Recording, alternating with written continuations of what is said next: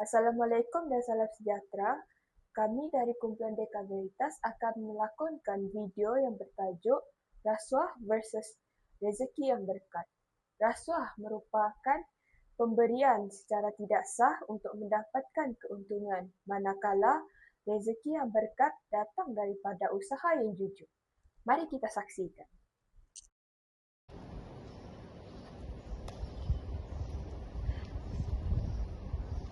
Encik Andrew, permohonan saya dah lama.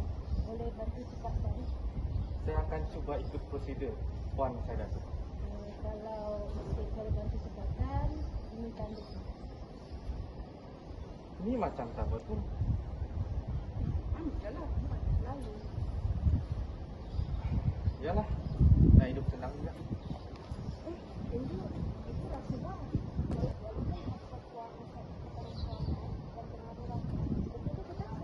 Ya, betul itu. Sistem yang lemah tanpa pengawasan akan menyebabkan benda ni berlaku. Nak tu, tanggap akta SPRM 2009 tu. Akta 694 tu. Negara.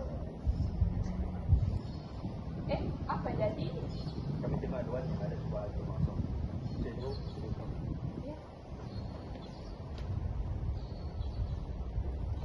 Tak kuat pun.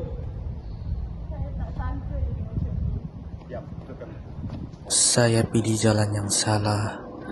Rezeki tanpa berkat akhirnya hancurkan hidup saya. Kesian. Tapi inilah kibar rasuah. Ya, betul tu. Individu yang rugi, hilang maruah dan reputasi diri. Kualiti perkhidmatan dan produktiviti pun merosot. Orang luar hilang kepercayaan. Bukan itu je. Menyebabkan ekonomi negara tak stabil. Itu melemahkan sistem pentadbiran dan demokrasi negara. So, kita kena cegah. Kita perlu ikut undang-undang, amalkan integriti dan berani melaporkan kesalahan. Betul tu. Kita perlu sokong budaya kerja yang jujur. Saya rasa ini salah saya. Saya yang mendorong dia tadi.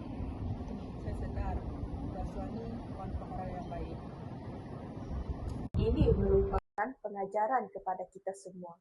Rasuah hanya membawa keuntungan sementara, namun membawa kerugian besar kepada individu, organisasi dan juga negara. Manakala rezeki yang berkat memberi ketenangan dan menjamin kehidupan yang lebih tenang. Sekian saja daripada kumpulan kami. Terima kasih.